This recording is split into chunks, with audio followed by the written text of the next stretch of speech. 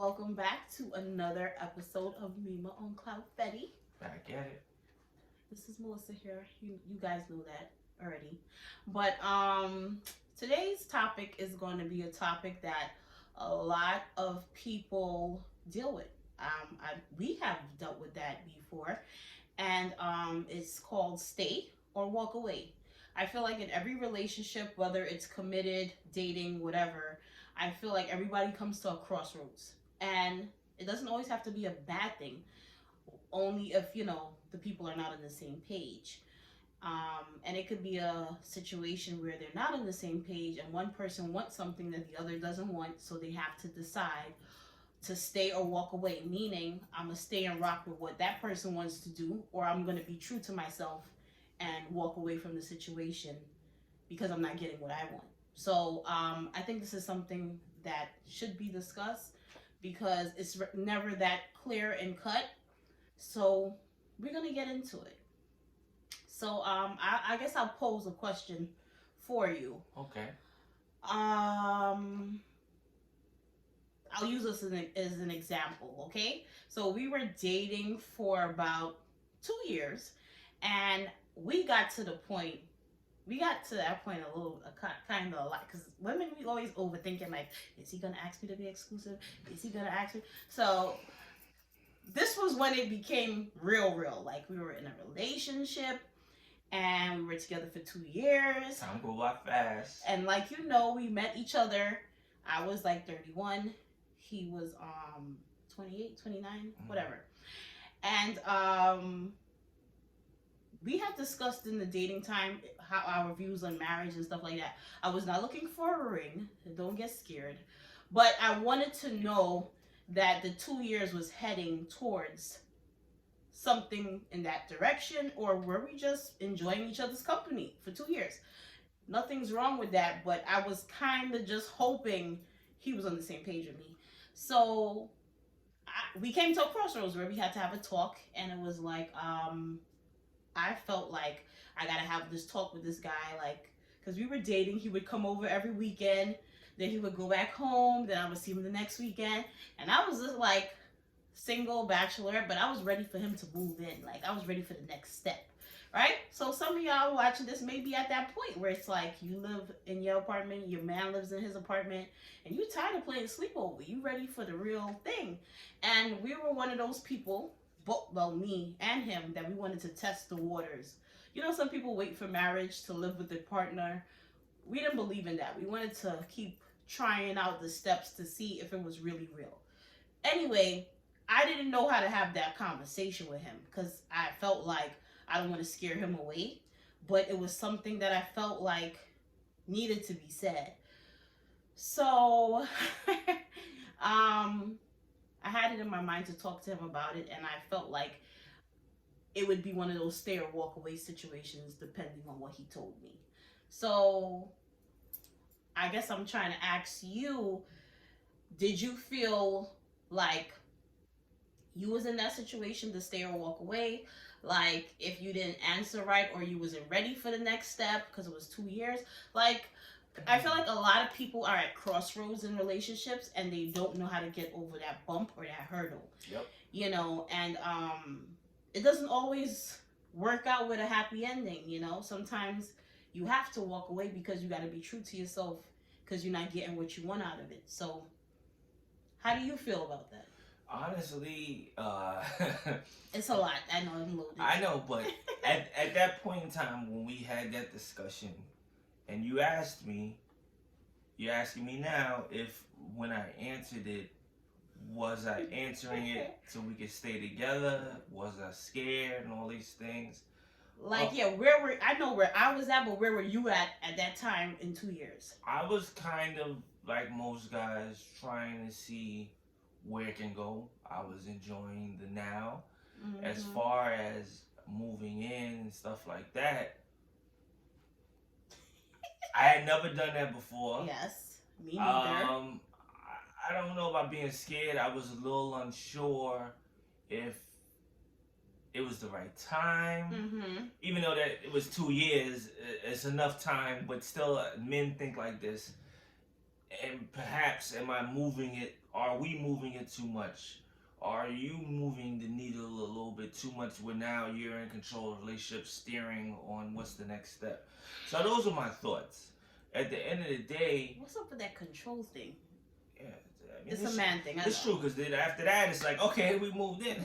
So when's the marriage? Okay, well, let's get a car together. And it keeps going with some people. It depends the person you're with. When you let them have, an inch, they'll take a mile. Yes. That's human nature. But for me also, it felt right and I agreed to do it because we were with each other for a while, as well as I knew we got along very well. Mm-hmm. So it was a matter at that point of just trying it out to see where it would go. It wouldn't hurt me. Worst case scenario didn't work out. I would just move back home. Yeah. I was with my mother. I take care of my mother. She lives with me. It would just be that type of situation. Or we would really turn into something. For me, going into the relationship, on every level and step we took, it was a matter of me trusting you more. Yeah. And I didn't give my 100% trust to you right away. I didn't give it really to anybody I knew.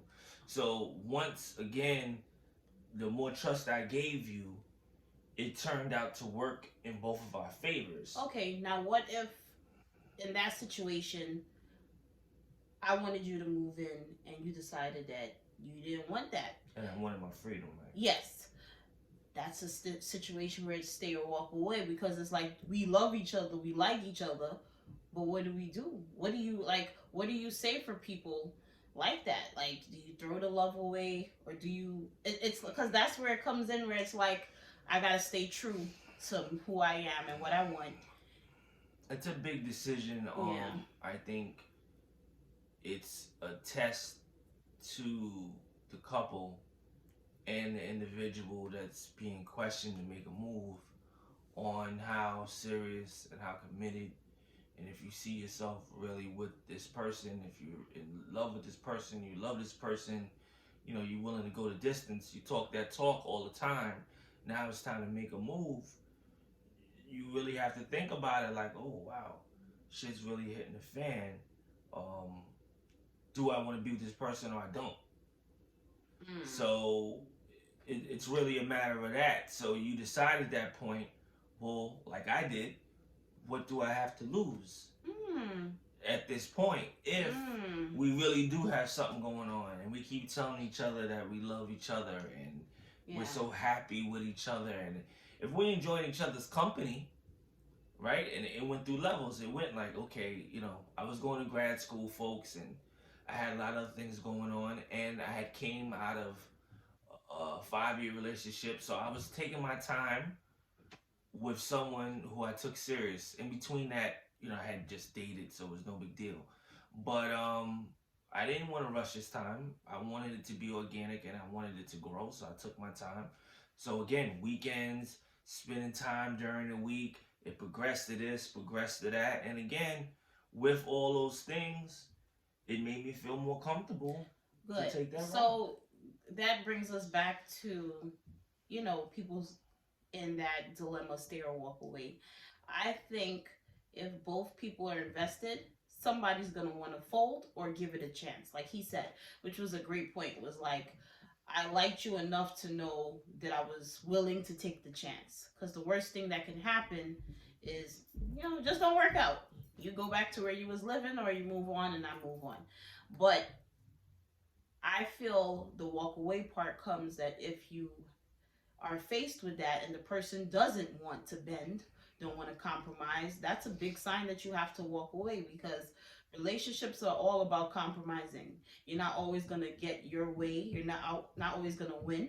You're always going to have to bend. So if you're dealing with somebody who never wants to compromise, never wants to bend, it's their way or the highway, that's a sign to walk away, because you may get over this hump where it's like, all right, we'll do it your way, but eventually the ball has to come to your court. You have to be patient, because again, with me, I had that same attitude. So for her, it did take a lot of patience on her part, a lot of tugging, until eventually, I would start to bend. And again, for me, personally, with everything I do, it's a comfortability factor. Yeah. The more comfortable I feel, the more I'll do.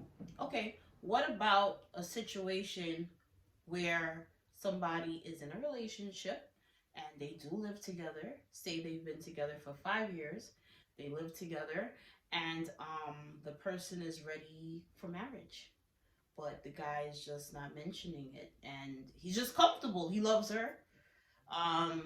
They got a good thing going on, and he just likes it the way it is. What do you say about that? It's one or two things. Either one, you know, he's stringing her along, and he still wants to be a kid, or he sees that she's not the married type, but he likes living with her. It's different type of situations where it prevents him from getting to that stage. Or what I think it is in a lot of cases, it's just fear. Okay, that's my fear was if I moved in with you or got married, that we would start getting in a lot of arguments. And definitely, if we would get in a lot of arguments, and let's say the moving part, and eventually I'd move out because we're just not getting along, it would have slowed things down in the relationship.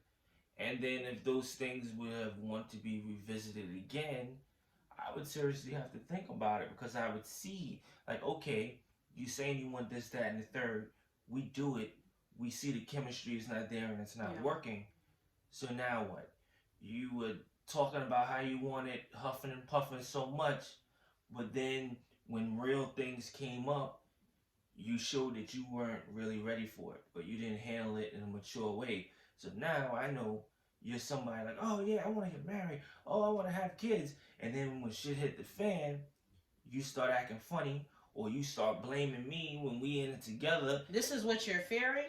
All of those things was going through my head, because partners, male and female, do that. Okay. You see it happen, so you don't know until you do it on whether it's going to be like that or not. So what's your advice to a guy or a girl of when they should walk away from a situation? If you see that there's a pattern where you can tell it's not going to happen, and from dealing with the person, for the most part, you know the person. Like, oh man, he keep dragging it.